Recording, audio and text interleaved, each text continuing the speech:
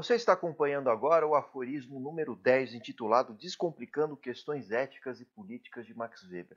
E você que está me vendo agora no YouTube, não deixe de fazer sua inscrição no nosso canal e, se você tiver interesse em aprofundar mais temas como esses de Max Weber, não deixe de entrar no nosso clube de assinatura. Aqui embaixo está o nosso site.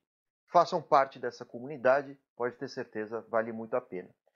E eu queria mostrar para vocês o que a gente vai discutir em todas as partes do aforismo, mas nesse aqui especificamente, para quem está vendo no YouTube, nós vamos discutir os dois modelos típico-ideais de ética em Max Weber, responsabilidade e convicção. Faremos uma introdução, mas a gente vai ter o aprofundamento da ética da responsabilidade e da ética da convicção lá no nosso clube de estudos. Se você tiver interesse, como eu disse, faça a sua assinatura.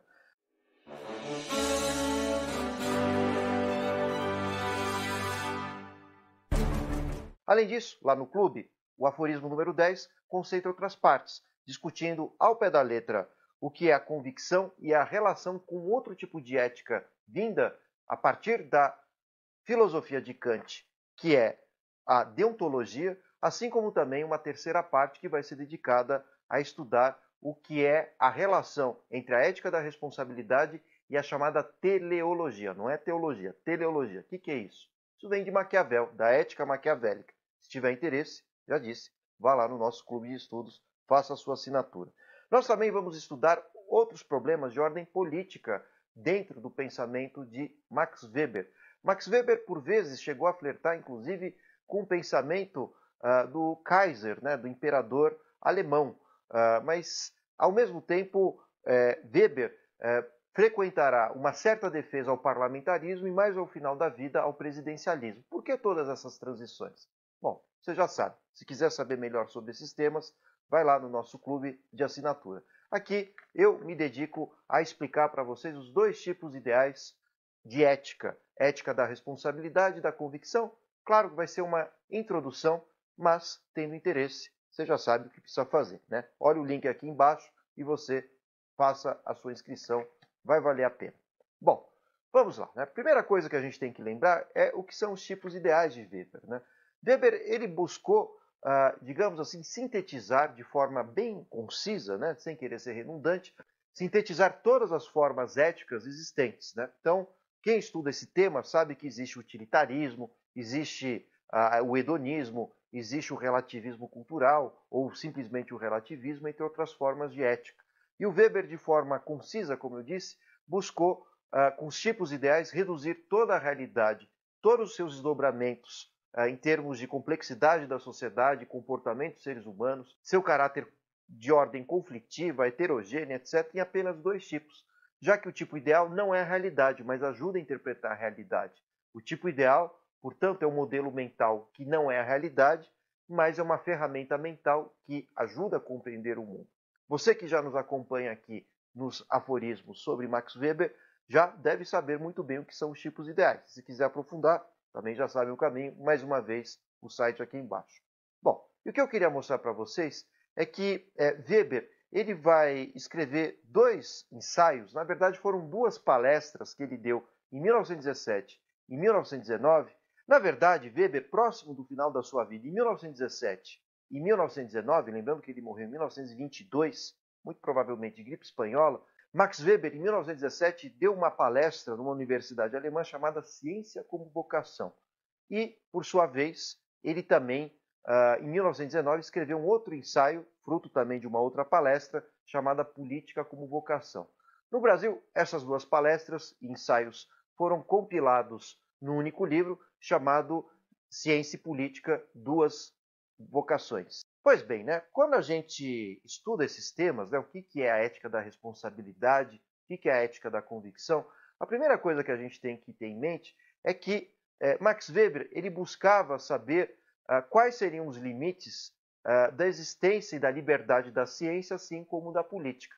Essa é uma reflexão que eu queria trazer para vocês, porque isso gera muita polêmica. E eu queria fazer a seguinte questão. Por exemplo, será que a ciência pode tudo? O que vocês acham sobre isso? Bom, se depender ao pé da letra de um cientista, ele pode fazer uma bomba atômica. Aliás, isso ocorreu. Ou se dependermos mesmo voltando aqui à história da ciência, será que a gente não pode desenvolver, de repente, sei lá, orelhas de um animal, de um outro qualquer animal num rato? Enfim, será que a gente não pode fazer experimentos genéticos que mudem a genética humana, dando origem a outras espécies? Será que a ciência pode tudo? Bom, por outro lado, a outra questão que surge é: a política, ela pode tudo? Por exemplo, se a ciência não colocar nenhum freio sobre a política, nós poderíamos ter uma situação que, inclusive, nós vivemos aqui no Brasil durante a pandemia.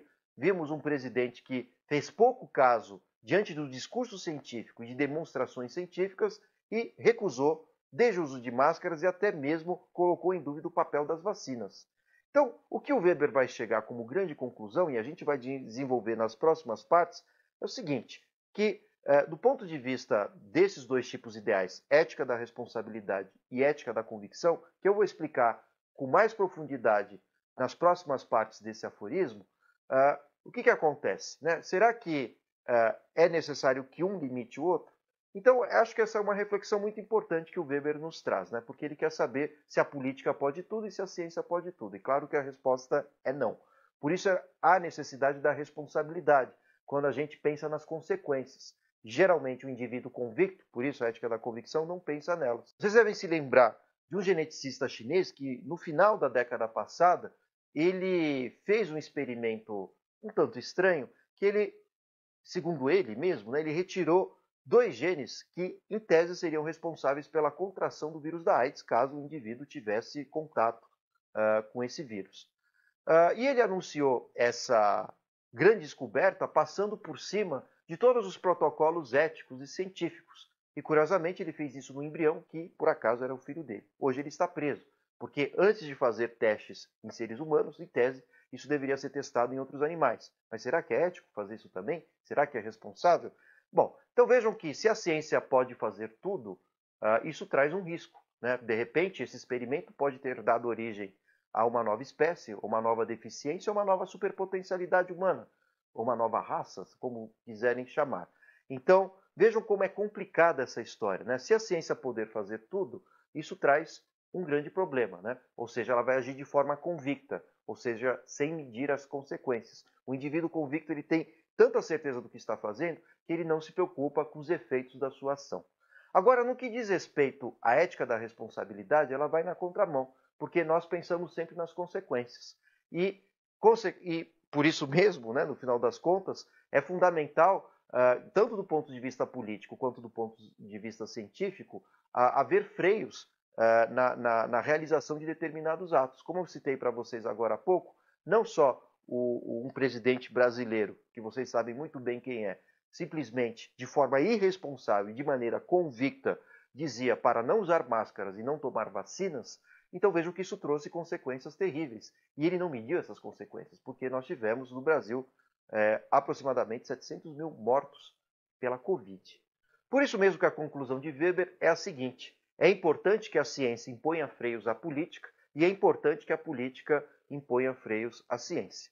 E tudo isso vai girar em torno da ética da convicção e ética da responsabilidade, sendo que a ética da convicção ela não mede as consequências, enquanto que a ética da responsabilidade ela pensa nos fins.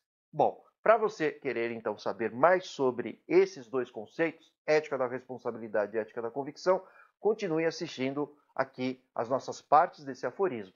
Então, para quem assistiu esse vídeo, não deixe de fazer sua inscrição aqui no YouTube. E você que nos segue no Clube dos Aforismos, continue assistindo, porque a gente vai destrinchar, vai dissecar, vai analisar a fundo tanto a ética da convicção quanto a ética da responsabilidade. Até logo!